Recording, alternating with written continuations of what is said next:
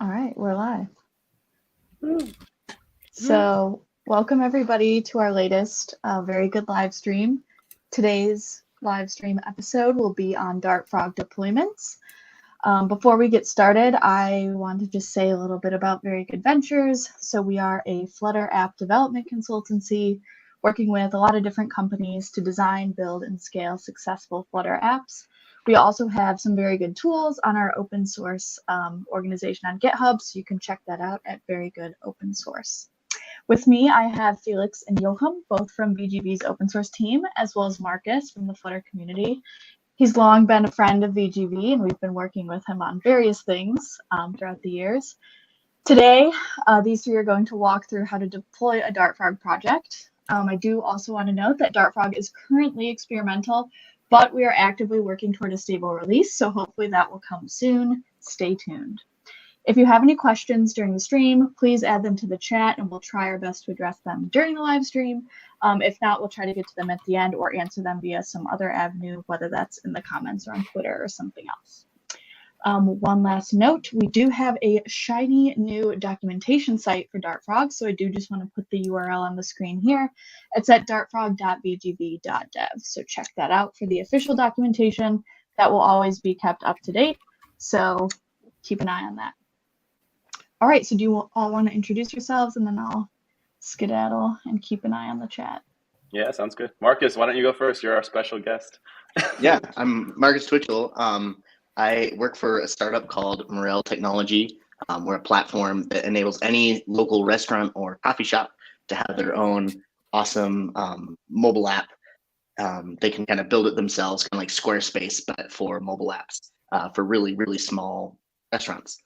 And yeah, like Scarlett said, I've been working with Very Good Ventures. My previous job, we were actually client Very Good Ventures and kind of worked on open source stuff with Felix for a while. So nice to meet everyone and see everyone. And yeah, excited to get started. Awesome. I can go next. I'm Felix. I'm a principal engineer at VGV working on OSS and tooling and have been working on Dartfrog for a decent amount of time over the last few months. Jochum, you want to go? Yeah, I'm Jochum. Also work at Very Good Ventures as an open source engineer. Work together with Felix. I've reviewed a lot of Dartfrog pull requests, and now I'll be messing around with Dartfrog and how to deploy it. So excited to be here. Awesome. So yeah, and we have Henan in the in the audience, who's also a VGV member on the People OSS might remember him from the last time.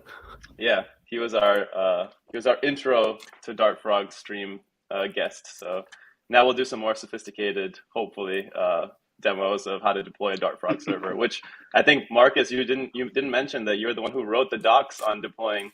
I didn't. Dartfrog. So I wrote those. We have now AWS App Runner also up, and as well as Google Cloud Run, and we have a PR open right now for DigitalOcean.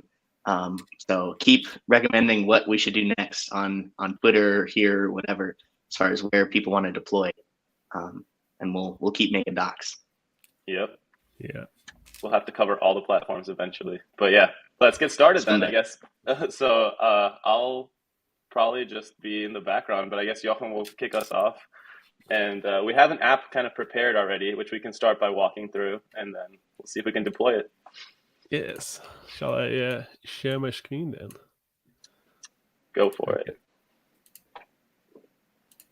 And it should be this screen. At least if I did correctly. Yes, perfect. Yep. So, as in preparation of this stream, I made a really simple to-dos API, which is based on the to-do example from Block. In case people don't know, it's a really simple application that just allows us to add to-dos, remove them, complete them, and filter down. It showcases how Block works, and we reused it to make an API and then integrate that API with the application. I think it's best to just have a quick look at how I did that. So we have our routes directory, and inside of the routes directory we have a to-dos, and basically we have two routes. We have the index route, which just allows us to get all the to-dos and create a new to-do. And then we have our ID route, which is basically like if you want to retrieve or update or delete a to-do, then we also have that with all the different methods. And I use the middleware to basically retrieve some data out of some memory so we can temporarily store it and upload it. Normally this would be a proper database, but right now we are just using a memory cache so we can show it off. Sweet. Obviously I wrote some tests for it because it's really easy to test as well. Cool. And so then, how does the API look? Oh, go ahead. Were you going to say something else? No, I wasn't going to say. How does the API look like when Like, it's running? You mean? Yeah. Do you have like a Postman collection or something we can walk through? And that's the only thing I did not open yet. So let me just open that. So I created a simple to-dos collection, and the to-dos collection has some variables, which I haven't resetted yet. I'll get to that in a second. And we can just get our to-dos. You can create a new to-do. So I have some of the body already ready to go. So now we created the to-do, it returns the created to-do. And then if you try to retrieve it again, it returns a list of the to-dos. Nice. And because I don't think this is fully readable. This might be a bit better. Yeah, that's a bit better. Just one more. Perfect. So it returns the list, and then we can, if we want updated to do so in the URL, because we just created one, it has the ID one, so we can just update it. And now it's updated, so if we get it again, we can see, hey, it has the new title and the new description. And then, of course, we can delete it. And if we get it again, then it should be completely removed. Nice. So we have a Flutter app as well, right? That's hitting this. Yeah. And this is the Flutter app, which is basically doing all of these steps, but obviously in an application itself. So we can create our very good to-do that I have to do today. Please complete me. We can save it. Oh, it's added. I can also edit it again. So if I want to say, I want to do it today, so I can just say, hey, please complete me today. It's updated. And I'm like, okay, now I'm done. It's done. And if we now, for instance, would look at the API, here's my very good to do. Please complete me today. And it is completed. I can also uncomplete it because, oops, I accidentally completed it. And hey, it's already updated on the backend. And if we want, we could just delete it. There are no more to-dos found. And the API is also saying, hey, there are no more to-dos. That's a perfect integration. Yeah, it looks pretty slick. Awesome. Yeah. Cool. So I guess we can try to jump into deploying this unless anyone has any questions or you want to call out anything else. No? Yeah, maybe it's interesting to show off how I wrote this integration. Yeah, why don't we walk through? Yeah. Yeah. I basically create a package called HTTP To-Dos API, this is basically an example app from Block that already has everything I needed. So I didn't have to change the application. I only had to create a To-Dos API implementation. And yeah, basically I'm retrieving the to-dos when the to-dos API is being created in the app. So the first time I'll just get some data to cache it. And then I have a method to save/update the to-do. So I've implemented that with either if there is an ID on the to-do, then we're just putting it, we are updating it. And if there's no ID, then we're just posting to-do. And then we're just updating some to-dos, the stream controller, which will update the block, which will update the UI. And yeah, the same for delete. We're basically just calling the endpoint to do / and then the ID with the delete method. And if that's succeeded, we'll just remove it from our cache and it will be in sync with the API. Awesome. Go ahead. I think we have a question. Yeah, we have one question. Which database can we use? We can use any database as long as it's supported on Dart, because that's what Dartfrog does. It's just running in Dart. So if you have a PubDev package that is a database that's purely for Dart, like it connects to MySQL or any database that you want, you can use it, as long as it doesn't have a Flutter dependency, right? Yep, that's correct. Yeah, so I think a couple that I've seen folks using are, you mentioned MySQL, Postgres, Firestore. I think, Marcus, you mentioned you had played around with MongoDB maybe. I've personally messed around with Redis. So there's a bunch of options. And yeah, you're kind of just limited by what you can write in pure Dart pretty much. So, and there's already plenty of packages out there. Yeah. One thing I wanted to point out is I think your workflow is pretty sweet, Jochum, because I see that at least it looks like you're running and debugging both the server and the Flutter app. Is that correct? That is completely correct. Can you kind of walk us through? Yeah. Now, I can't walk you through in detail because I only learned about this literally today. But you can, when you run Dartfrog, so let me just restart it. So you can run Dartfrog in dev mode, like the command line. That's the current implementation. You can just run this, and it will basically start up a Dart VM, which you can connect to by using this URL, or I believe this URL to be precise. Yeah, the longer one. Yeah, the longer one, but without everything after the hashtag, and then you can debug attached to Dart process. I think you need the full. Will that work? Oh yeah, sweet. This works. So nice. Right now, it's connected to the new the Dart VM. So if I want to put a breakpoint somewhere, so let's do it here, like the getting all the to-dos. And if I would now call this endpoint, I get this breakpoint, and I could just read all the values that I want. Like, okay, what are the to-dos that I have? Oh, it's an empty list. Mm-hmm. Okay, why is that? What's in the pagination? Oh, okay, the pagination is per page 10. What was the current page then? Page 1. I can just debug it however I want. You can obviously also just see the values as you normally would. And then when you're done, you can just continue, or you can step in. All the typical stuff that you're probably used to as a Flutter developer, right? Yep.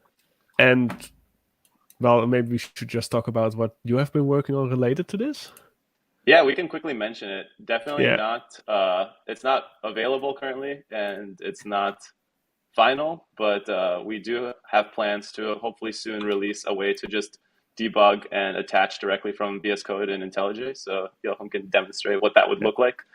So instead of running a command line, which I just did, and then manually attach to the VM, I am currently on an experimental Dartfrog version that Felix was working on. So I can just now press the start debugging in Visual Studio Code, which will start up Dartfrog for me, and it will automatically attach to the Dart process. So now I have exactly the same thing, but now at a fingerprint, at a touch of my finger, basically. Just have to press one thing, and it's up and running. No annoying URL that you have to copy. Nope. Yeah, that is not even the whole URL. You can't use everything. That's also So this is so much easier. Yeah, and someone has a question about hot reload. Does hot reload still work when you're debugging? Yes, if I want to, let's say instead of this, I want to return my own. You're gonna hijack the. I'm gonna hijack it really. So I refresh this. Then it says, hey, application is reloaded. So if I call the same URL again, throws an internal server error. Didn't expect that. Why though? Probably because pagination can't be serialized. That's my mistake. Mm-hmm. Okay, so there was an error. It reloaded again. And there it is. So yeah, hot reloading just works. Yep, and you should be able to also create and delete files as well. That should all still work the exact same way. That also still works the same way. So that's awesome. Sweet. I know we've used it at our company where when you're just using the Flutter app and then having it stop at a breakpoint, so your loading indicator, just keeps spinning while you're debugging on the back end, and then you click the continue button, and then it returns back to Flutter to have that kind of end-to-end stuff. We've seen a lot of success with that. Yeah. So. I did that Yeah, today just as gotta well pick when I was working on the application. Like I was like, oh, why is this not working? So I put some breakpoints in the API and in the app, and I could just basically click through it until I found the problem. Yeah, like it really just feels like one application at that point, and they're the same programming language, so it's super cool. Mm-hmm. Mm-hmm. Yeah, we could probably walk through that quickly. I think if we just set a breakpoint when we create it to do, maybe we should be able to quickly do something I can similar. show that when we create it to do. That's a good point. Oh, that's a test file. When we test the creation. Yeah. I mean, yeah. Let's just put one here so we can see what's in the to do. And then do we have a breakpoint already in Flutter or? Oh no, I don't. Let's see. Where should we put one? Yeah, basically we should be calling this, and this is the creation. Mm-hmm. So I want to see what's the status code, because it should not be created once it is created. So let's also put the breakpoint there. And then if we create a new to do, testing breakpoints. These work because live downloading. Yeah. Fingers crossed. Fingers crossed, exactly. So if I press save change now, I expect that the API is the first one. So what's in my to do? Description, please work. Testing breakpoints. Awesome. The ID is nil because it's freshly created. So then what's to be expected? And then, hey. And we're in Flutter. Breakpoint. Hey. And the status code is 21201. And that equals to created. So I don't expect an HTTP exception. And it is created. All created. Awesome. End-to-end debugging. Yeah, really handy if you're debugging locally and you want to kind of verify either on the front end or on the back end, like why something's happening or if something's not behaving as expected. So that's really cool. Awesome. Anyone else have anything else to add or any questions from the stream? I assume not. Scarlett's been keeping them coming. We have a love that feature. Yeah, me too. It makes it so much easier. Yeah, I know Bruce asked about this on the Twitter space last time, so we definitely hear you, and hopefully the debugging improvements will be available to everyone really, really soon. So definitely. Felix actually hasn't. I'd say Felix hasn't slept actually since he made that comment. Yeah, he's just been. This is the only thing. He's hard I thought I was the only one who didn't sleep, but it's probably an open source thing then. Yeah, it's just a thing on the tooling and open source team. Yep. We have another question. Are there plans for WebSocket support? I can quickly take that. So it is on our roadmap.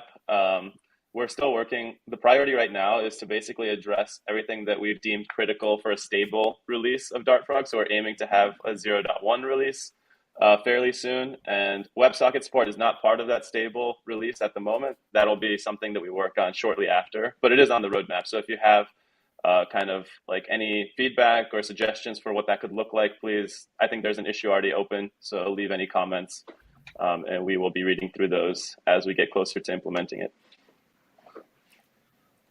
Bruce feels heard. That's awesome.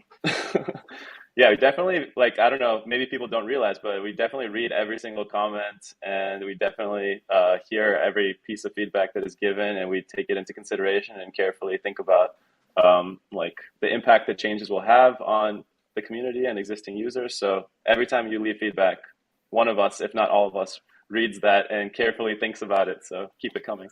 Basically for every open source package that we maintain. So yep. Cool. So I guess we've walked through the Flutter component and the Dartfrog server. So now I think Marcus is going to walk us through how to deploy. But maybe we should flip over to the docs page first, since Scarlett mentioned we've revamped the site a little bit recently. So if you haven't checked it out, we have a fancy new domain and homepage. But yeah, Marcus can kick it off from here. I mean, we better do dark mode too, right? I mean, we gotta be considerate of the live stream. I wasn't gonna say anything, but it's not my fault that the fancy new documentation does not recognize my dark mode. It's enabled on my MacBook. It's a feature request. Yeah. I'll probably have to implement it myself, though. But yeah, so today we're going to deploy the Cloud Run. If you don't know what Cloud Run is, it's part of the Google Cloud platform. And if you've ever worked with Google Cloud Functions or Firebase Functions, this will feel really familiar because it works the same kind of way where it auto scales instances up and down. you still have cold starts. So if you're used to that in functions, that's also still kind of an issue. But it's really easy to kind of get everything working. It also integrates with like cloud logging, and if you want to set up a custom domain, it's really easy to do that. And it's really just like a set it and forget it kind of solution from Google, which is pretty cool. It's important to note, though, I will say it's certainly not the only option. I know it's in some ways it's I think one of the easiest options, especially if you're in the Google, Dart, Flutter kind of world. But AWS has good offerings. DigitalOcean, like we said, we're going to have docs on that soon. But I've played with Azure and Heroku and a couple other ones. There's lots of places. And because of the way that Dartfrog uses Docker, anything that can run a Docker container can run Dartfrog. So I don't want to have I don't want people to think just because we're doing Cloud Run that you have to do Cloud Run. Because it's lots of different places. Yeah, we should do some future sessions maybe on some other platforms as well. I think Marcus mentioned one time that we should just deploy everywhere and have an example of as many places as we can deploy to. So yeah, this is just the first of hopefully many, both docs and maybe streams where we can walk through how to deploy to different platforms. Awesome. Looks like there's a question there about auth, Felix, if you want to, you or Jochum. Yeah. I mean, does anyone else want it, or I can take it? Can it be used for auth, like Auth0 or JWTs or anything else? I mean, technically it could, right? There's nothing Yeah. stopping from implementing that or integrating with Auth0 or rolling your own authentication. Yeah, it's similar to the database question in that if you have an implementation in Dart, then you can use it with Dartfrog. I know a lot of front-end authentication libraries are built to run in like a mobile application, and maybe they have a dependency on Flutter. So you probably have to like decouple that and communicate directly with the APIs. But there's some good implementations out there already. Like I'm trying to think which one I've used most recently. I know for a personal project of mine, I've used Firebase Auth with Dart backend and just basically connected manually to their endpoints that they expose, and it wasn't too bad. But hopefully, I think that's definitely an area that I know people have expressed interest in having more support from a package standpoint. I'm not sure if either of you have done Auth on the back end. I think Marcus, maybe you have as well. Was it Firebase Auth? Or I've done Firebase Auth, and there is kind of a guide I was just Googling for, but I couldn't find it real quick. A guide on how to deal with those keys from Firebase or those tokens. Honestly, this question, I think, and the database one too, speaks to one thing I really like about Dartfrog, which is that it doesn't pigeonhole you into any particular technology. Like if you want to use Auth0, I've never used it. I've heard good things, but if you wanted to use it, you totally can. Same with database. It's not like with Firebase functions, the Firestore database is kind of your best bet because it's so well integrated. But because with Dartfrog, if maybe Postgres is better for your application, well, you can just it doesn't like lock you into anything. So it does mean there's sometimes maybe a little bit more work, but this is also something I think the community too can work to build like a middleware for Firebase Auth that could be plug and play. That doesn't exist right now, but to make it really easy to integrate that stuff. But yeah. Yep. Totally agree. The community aspect is something that I think all like Dart on the back end implementations will benefit from. If we have more packages that support just pure Dart implementations for these types of things, it'll help everyone. Another question, any performance comparison with Python frameworks? Anyone here have experience with Python frameworks? No. Not Python frameworks personally. Really, no. Nothing professional, at least.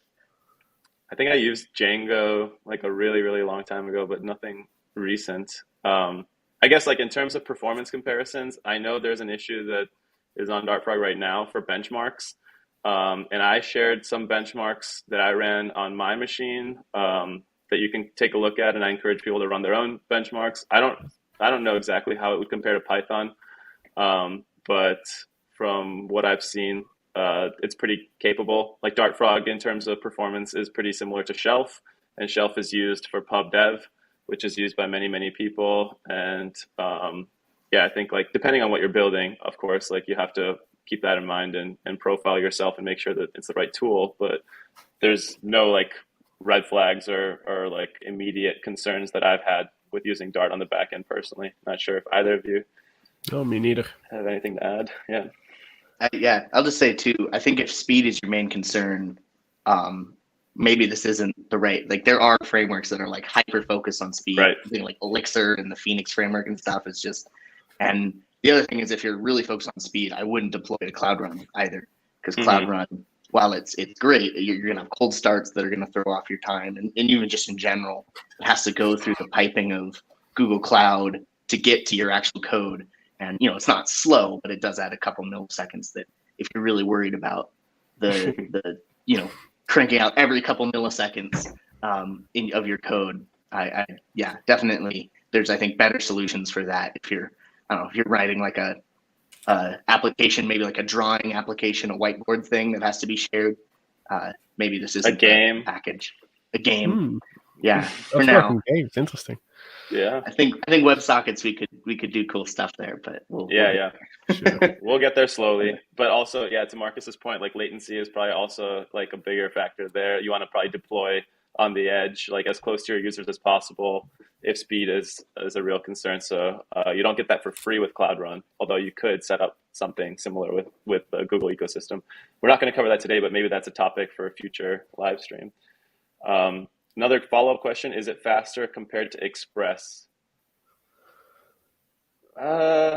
Anyone know off the top of their head? I think it's quite similar. It does have some added benefits for the fact that it's Dart and you can fully compile it technically. Express obviously runs in Node.js and that has some downsides, but I think they would probably perform equally. Yeah, if not close to each other. From the preliminary benchmarks I looked at, which isn't saying a lot, the performance of Express versus Dart Frog was quite similar, aka Shelf. Like you probably wouldn't notice too much of a difference if you're swapping between the two. But again, I think this is a topic where don't take our word for it, just run the benchmarks yourself on whatever hardware or whatever platform you're going to be hosting your code, and make sure that it's up to your standards before you pick a technology. Like Marcus said, if speed is like your primary concern, probably Dart isn't going to be your number one choice if it's like a really, really critical thing to like crank out every bit of performance out of the language and the framework.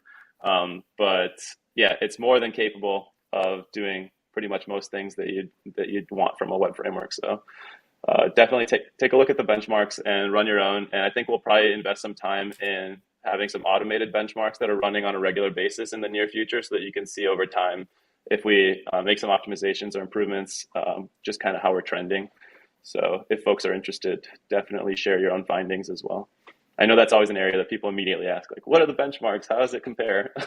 We haven't really spent too much time on that, honestly. We've been more concerned about the developer experience at this point, but that'll be something that maybe we'll spend some time optimizing performance in the future. Yes. Cool. I guess where were we? So we were talking about Cloud Run. I think we're about to. So if we want to get started. Yeah. So looking at the prerequisites, I assume you probably have a Google account. Yes, I made sure to set this. Awesome.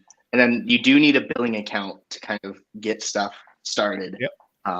It shouldn't charge anything for just a quick thing. We have a little note there. But you do need to have that credit card on file to enable the APIs that you need for this. So cool. And then one thing too, really quick on the topic of billing that I think is useful, like regardless of what platform you're running on. I know people are often read the horror stories of like, oh, I accidentally got billed like, I don't know, hundreds of thousands of dollars overnight on AWS or Google Cloud or whatever. And like something that I always try to do is set up some quotas or alerts. Even if it's like a personal project, you can pretty easily set up some alerting if you exceed maybe like $1 or $5 or whatever the case might be. And you can even set quotas in some points or in some places where you can actually disable the service if you exceed whatever dollar amount you set. So I think it's important to keep that in mind. It's not always the first thing people think of, but if you're worried about just accumulating a lot of requests or spending a lot of money on compute, that's something that you can set up in advance, especially if it's a public endpoint that you're exposing that anyone can hit So yeah, I think Marcus did an awesome job putting that disclaimer in the docs. Try to right front and center too before you get too Yep. far. Yeah. And then I assume we have gcloud installed too. Yes, I do. And so if you haven't done yet, we need to log into gcloud. And yeah, I also did that, so just skipping ahead. great. Sweet. So with gcloud, it's really pretty simple. Or with Cloud Run, we're just going to run 2 commands: Dartfrog build, which will kind of generate an optimized version of the API, and then we're going to run gcloud run deploy with some parameters. And literally, that's all this is going to take to get it onto the internet. It's almost too easy, I think. Okay, shall I try to build first then? Let's try it. Do it.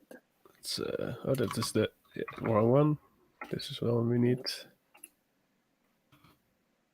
Okay. Let's just clear it up. So Dartfrog build.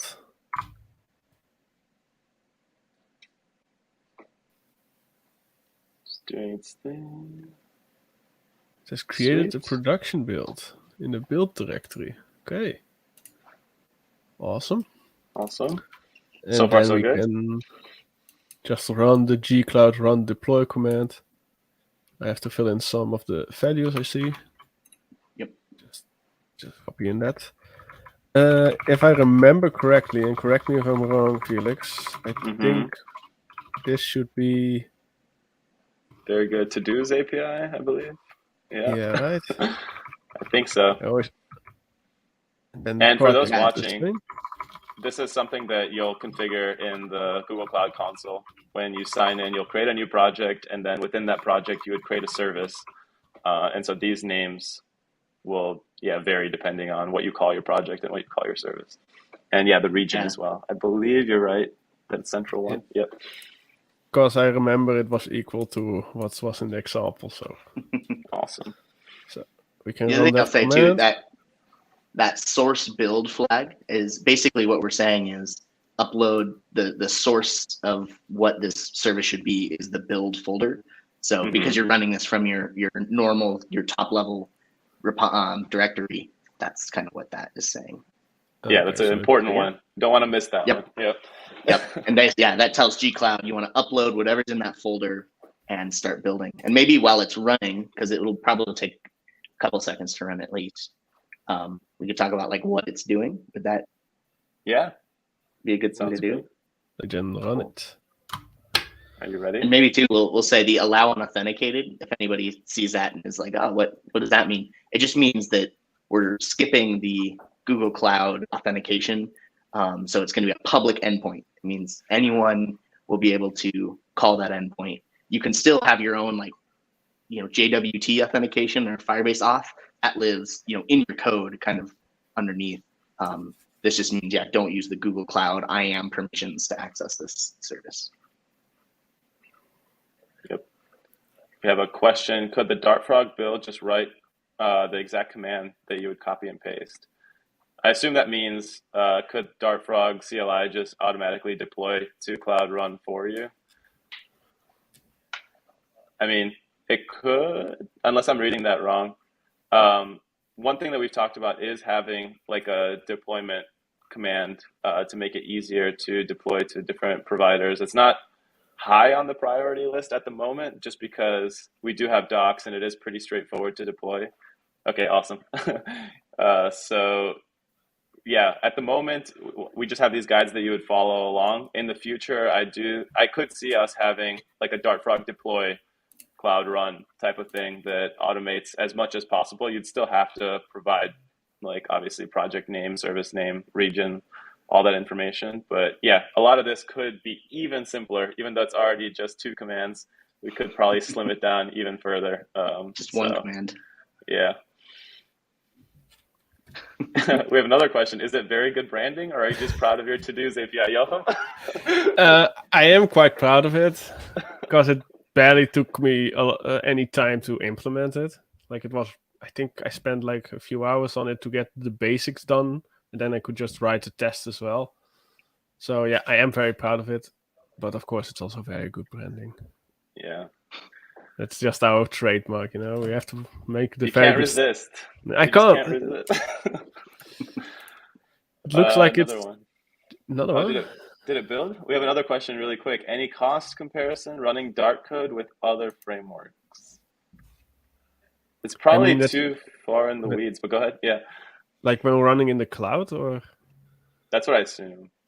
because Like, will you save money if you're running Go instead of Dart or some other framework?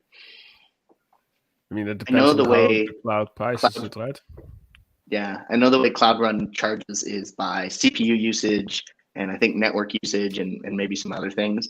And so really it comes down to what like how efficiently the code is running. I think for simple things, it's probably going to be pretty cost comparable. They try to make it, pretty similar. And honestly, where your big costs are going to be are probably more likely database and things like that. Probably not this piece of it, unless you're doing a lot of really complicated stuff in your Dartfrog API. Then maybe, but it's I think way more too dependent on the code you write, not the framework itself necessarily. If you're just doing lots of complicated stuff. For what it's worth, from my testing deployed to Cloud Run, the CPU usage was like ridiculously low, actually a lot lower than I expected. So I wouldn't worry too much. Again, like Marcus mentioned, it depends on what you're doing. If you're doing like a to-dos API, for example, or something quick where like you're spinning up like a new instance and then executing something quickly and then spinning it back down, that's really not going to be expensive at all. But if you're doing long running tasks that are taking like, I don't even know actually what the max time is that you can keep They a task increased running. It's like an hour now. An hour? You can do a Okay, really yes. long task, yeah. So if you're doing something for an hour, then it's definitely going to cost you a lot more, obviously. But yeah, it really, again, just depends. And it also depends on how you've set up the scaling. Like if you because you can configure on Cloud Run what your minimum number of instances are and what your maximum are. So if you set them into 0, you'll save money if no one's using your API. But if you set them into like 1, for example, then you'll always have an active instance. So even if no one's doing something, that'll save you on some cold start times probably, but you'll be paying for potentially no one using your endpoint. So it really just depends on what you're building and what kind of traffic you're expecting. And it varies, again, based on all cloud providers that have different pricing models. So that's the thing. We thought about putting together like a pricing comparison for like where should you deploy, but they all charge just completely differently how they charge that it would just not even be it's so a difficult good comparison at all. And in my experience too, unless if you know that you're running, tons of traffic already, and you can predict your traffic, then they have calculators that you can do to try to estimate that. And if you don't have a ton of traffic already, then you're probably good. Like it'll be free for a long time. Yeah, until you get the free tiers get are a lot pretty of traffic. Yeah, especially if you set that minimum instances to 0. So.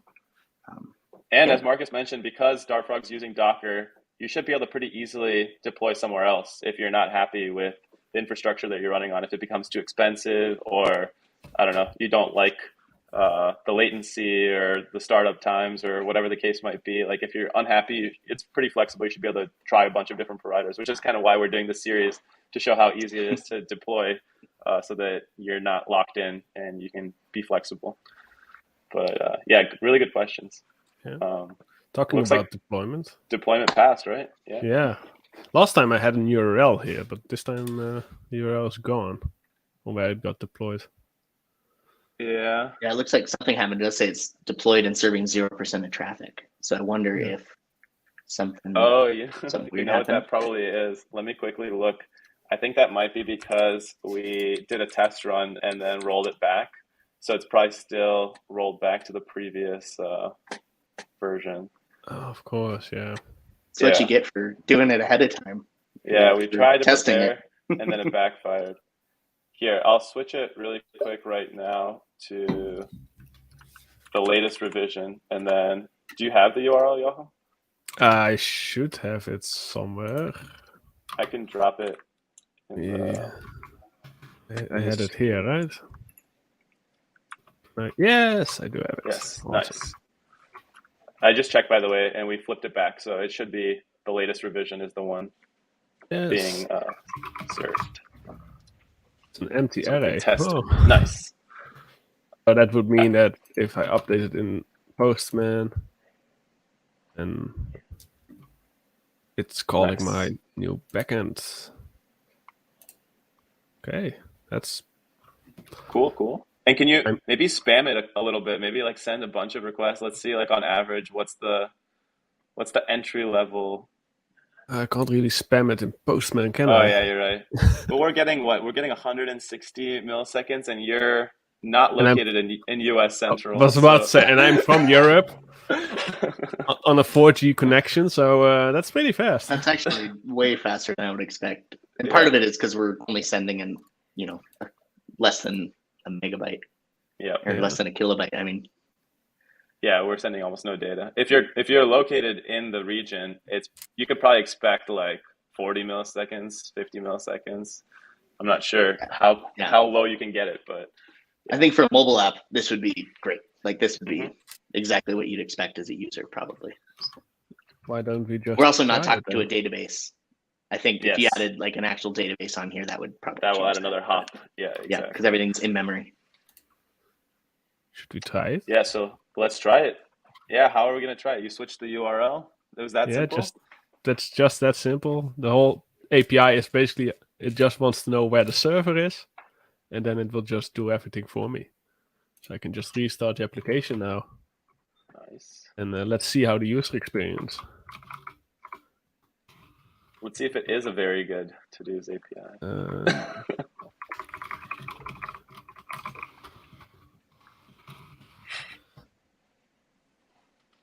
Oh, of course, the breakpoints are still in, so those are still working. It's obviously only in the app because Yep. we're now running against the backend.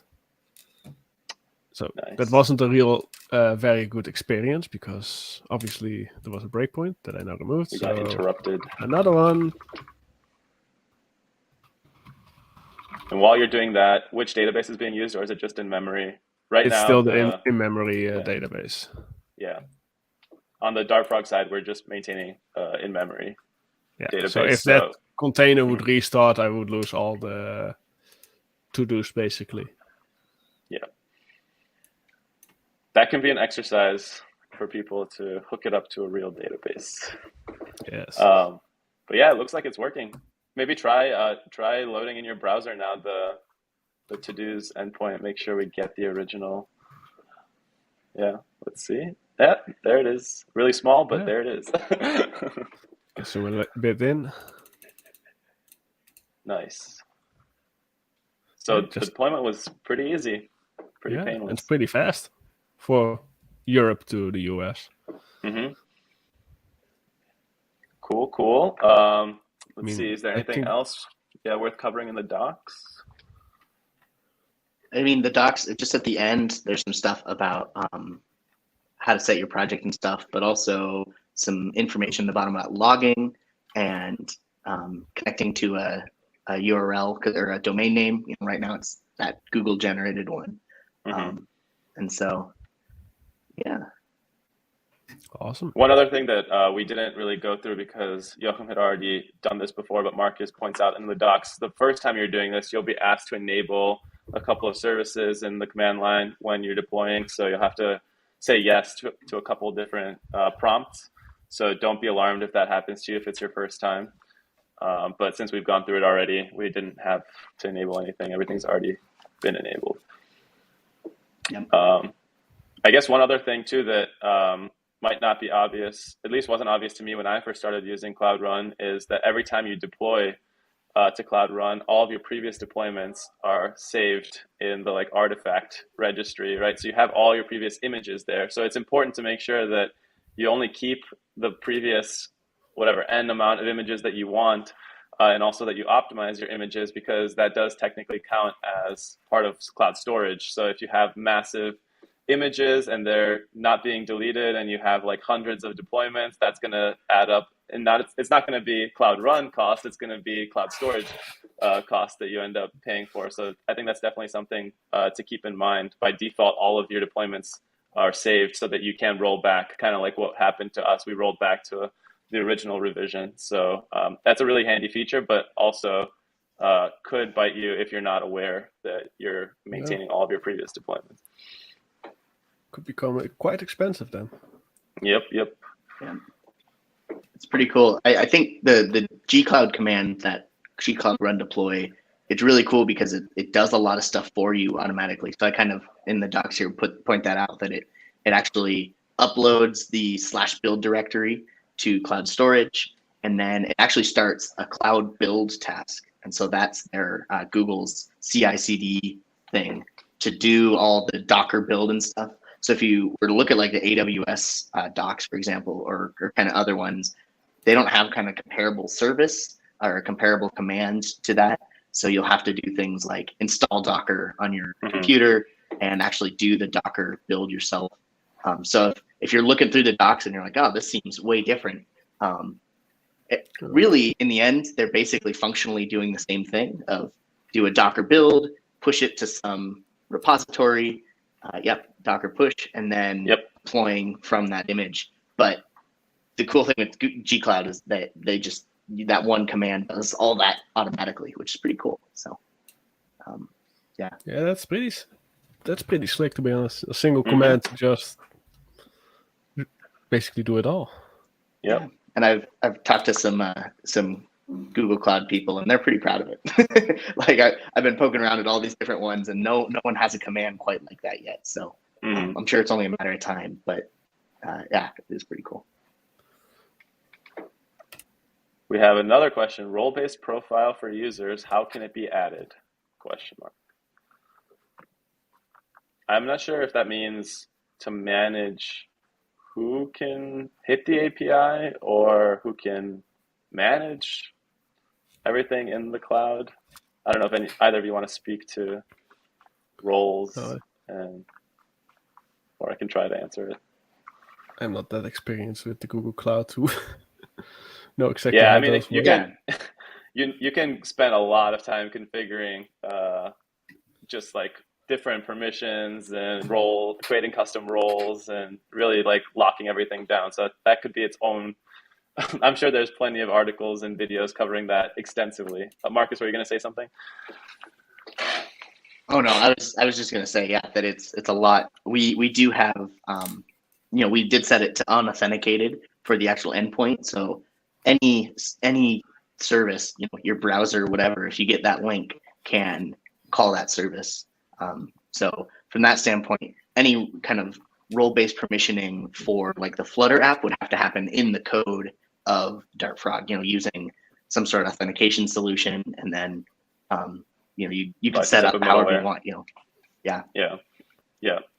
But you can manage, like you can deploy an authenticated version of this and manage who has access to it using all of the Google Cloud IAM configurations. You can also create custom roles for who can deploy. You can create really specific permissions for the service and like what it can access. Like maybe you only want your service to be able to access cloud storage and nothing else. Like you can really lock things down quite a bit. So I definitely think it's worthwhile looking through the docs for all that, because we're not going to be able to cover everything here in just a few minutes. But we're going to add something. Yeah, that's actually really. I was just saying, I think that's a good point, because it's really important to make sure that whatever service account, so every Cloud Run service has a service account that it uses as kind of like, this is who I am as the service. And so you can say, my service can access, I know we use Secret Manager in Google Cloud for storing like API keys and things. And you have to, we set to say this service can have this key and this key. You don't want to just have a blanket, the service can have any key, just in case it gets hijacked or something. So I think that's a really good point. Looking at that Cloud IAM would be good. Yeah.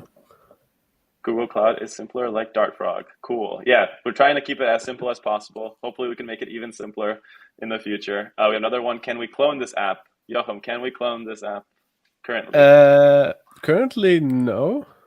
But both the API and I think the app as well will be available hopefully in the near future. Just have to finish up some of the things, at least on the API side, if I'm correct. Yep. And the plan is... No, go ahead. Yeah, the plan is to basically make it sort of like an example for how you can implement Dart Frog and make it a bit of a guide, right? Yeah. I know Marcus and others expressed interest in having multiple examples as part of the repo, with potentially having tutorials for those examples. So we're just trying to think through the best way to organize everything. But yeah, the plan is this would be like the guinea pig, like the first example, fully tested, and we'll have this live stream to kind of like accompany it so that folks can follow along. And hopefully we'll be able to add more examples of other advanced topics or use cases in the future. But yeah, that's all planned hopefully in the very near future. So good questions. Stay tuned. Exciting. Yep. Lots of stuff happening.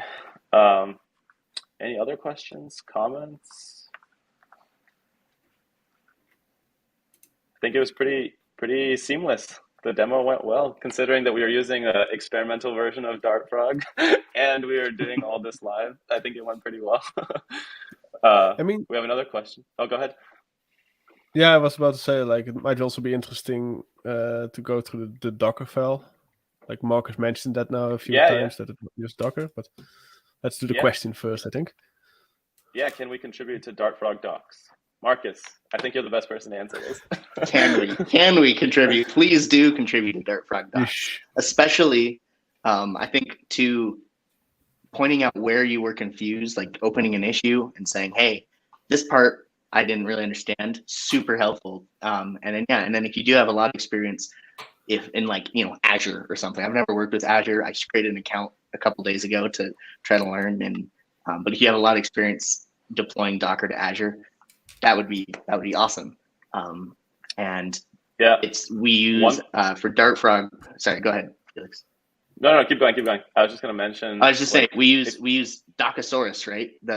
It's like an open source doc creation tool, and so all you have to write is a markdown file, and it automatically turns into this beautiful looking documentation with a beautiful dark mode and everything. It's really Jochum, simple. if you go to like the deployment docs, let's say like you're reading through our Google Cloud deployment docs, and you find something missing, or you find a typo, or you feel like something's unclear. If you scroll all the way to the bottom, there's an edit this page that you can just click on, and that should take you straight to the markdown file where you can edit and immediately open a PR right from your browser. So hopefully, it's pretty straightforward for anyone to contribute. We want to encourage folks to both like help improve existing docs, but as Marcus mentioned, also add new tutorials or deployment guides. I'd recommend, if you're thinking of adding something new, to just open an issue first to make sure that everyone agrees that it makes sense, and we discuss kind of like an outline of what it would look like. But definitely, if you find typos or you have suggestions for improvements, please, that's like an area that we always welcome. I mean, we always welcome contributions anywhere, but docs especially, we're still in the early stages for building out this doc site. So there's a lot of room for improvement. Yeah, I think that's a bit of a little hack for anyone that wants to get into open source. It's hard to start writing open source code and contributing there, just because there's so much that the maintainers want to maintain a style guide and everything. But for docs, often they want to focus on writing the code, so you can sneak in and write the docs. And it's a great way to get lots of GitHub kind of contributions of I contribute to open source. So that's a little life hack. Anyone can contribute to open source. It's just not always about just writing codes. Even opening an issue because you found a bug, in my opinion, is already contributing, because you're saying, hey, I found this bug. And then other people can be aware of it as well when they face it, and discussions can start on it. So that is really valuable. We have another question. Do you guys do anything besides coding, as in for work? We have meetings. Yes, we do. Yeah, about code and programming. I was going to say, I mean, documentation, I don't know if you consider that coding, but we definitely try to write as much documentation as we can. Not sure, Marcus, if you want to add anything, if you do anything besides coding. I have a little bit. Work. I have a little bit different because I'm part of a startup that I founded with a friend of mine, and so we do everything right now, sales and design and everything. It's been a bit of a wild ride the last 9 months, but yeah, coding's my favorite part though. Still. Yeah.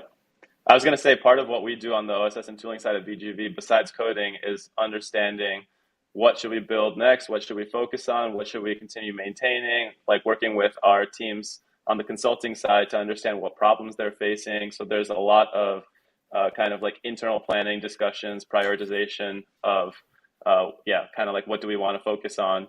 Because we are a pretty small team. It's just me, Jochum, and Henan at the moment as full-time OSS and tooling engineers. So we have to make sure that we're using our time wisely. So I think that's a big thing, is just planning and making sure that we're on the same page about what we're focusing on. Is there an estimated date for the project to become stable?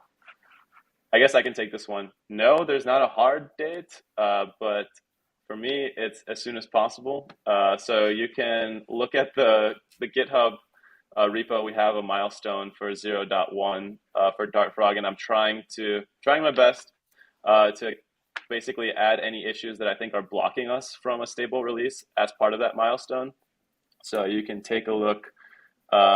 It's, I guess, fairly close. I mean, there are not that many issues outstanding. There's one on Windows builds that I'm looking into. And there's some quality improvements as well as this debugging enhancement that I would like to incorporate before we do a stable release, but hopefully very, very soon. I think that a lot of folks within BGV kind of say like, oh, Felix is like really hesitant to call something stable. I know folks like commented that it took like years for Block to become 1.0. So yeah, I think that's something I'm aware of, but hopefully very, very soon. So if you have anything, I'd recommend right now is a really good time to try Dart Frog. And if you find anything that's not working well or feels clunky or I don't know, doesn't do what you expect, please, please, please open an issue, because it's really easy right now, since we're in an experimental stage, to make breaking changes. People understand things are still experimental and changing rapidly. But as soon as we call something a stable release, we have to be extra mindful of backward compatibility, making sure that we factor in migrations, and it just definitely has an impact on the cadence of development. So we want to make sure that we're in as good of a spot as possible before calling something stable. Even though it's not going to be a 1.0, it'll be a 0.1. So there's still plenty of room for enhancements. But yeah, I think it's a really good time for anyone who hasn't tried Dart Frog and is interested to give it a shot, and then contribute either by helping improve docs, opening issues, opening PRs, whatever that looks like. We really appreciate any contribution. Another question, difference between ServerPod and Dart Frog. Anyone want to take that one? The difference, in my opinion, is that ServerPod is really opinionated in how they build things. They have integrations with like databases, I believe, and generate code, and it's really structured in a specific way. And I find Dart Frog is more flexible in that regard. It has no real requirements that you have to use this database or have to do this or that. Just a directory file-based routing. That's the only real opinionated way, and then just the on request method. And then you can do whatever. Like I made multiple methods for the different HTTP methods. And it's less opinionated. That's the big difference, I would say. But apart from that, it's just another backend, just like Express, right? Yep. I don't know, Marcus, have you tried ServerPod and Dart Frog? Do you have any comments on that? I've played with ServerPod, and I think it's great. Like I think that the whole do Dart on the server side is really good for everyone. So I think this is just a different approach. This is a lighter weight, maybe more portable approach. But yeah, both are good and worth looking into. So. Yeah, the only thing I'll add is, like Jochum mentioned, we're aiming to be as lightweight and flexible as possible, and to maintain like a solid core that people can build on top of. So our intention is not to build like an ecosystem of different implementations like directly into Dart Frog. Ideally, you can just plug and play whatever packages, like people mentioned databases, people mentioned WebSocket support, people mentioned, I know people have been asking for HTML rendering and auth. Those are all things that hopefully we'll be able to help implement, or the community can take the lead on implementing as packages that will both benefit Dart Frog as well as ServerPod, Shelf, Alfred, all the other backend frameworks in the Dart ecosystem, just because, we don't really think that there's anything special. It's just like Jochum mentioned, it's pretty much just file-based routing, hot reload, and some like developer UX improvements sprinkled in there, but otherwise it's pretty simple. There's not a lot of code in Dart Frog, really. Awesome. All right, I'm here to wrap us up. Right I on see time. that there are a few remaining comments in the chat. So, Jean, if you want to ask those either in the YouTube comments after or on Twitter or some other avenue, we can answer those. But in the interest of time, we are going to stop streaming soon. I thought this was a good question for me to end on. So what is Very Good Ventures actually? Yeah, what is it? So Very Good Ventures, we're a Flutter app consultancy. So we mainly work with companies to help them build Flutter apps or Flutter sort of digital experiences in general, since we know Flutter apps may not just run on mobile. You know, you can do some kind of interesting things, make games, stuff beyond the traditional app experience. But we also, Felix and Jochum are on the open source team, so we also have dedicated effort to build tools and open source packages. So you can check those out as well. Here's our URL if you want to visit us and learn more about what we do. One more reminder, you can check out the Dart Frog docs at dartfrog.vgv.dev. So that's where all the official documentation is. You can find info on Cloud Run. We also have docs that Marcus contributed on AWS. And then we'll continue to build those out. Feel free to contribute there as well. But yeah, stay tuned. We'll be working toward the stable release of Dart Frog hopefully soon. Thank you, Marcus, for joining us as our special guest.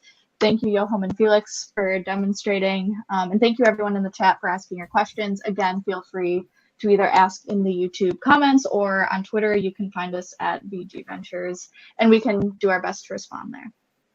Thank you. Thanks so much. See you later. Bye-bye. Thanks for joining Cheers. again, Marcus. Yep, it's good to be here.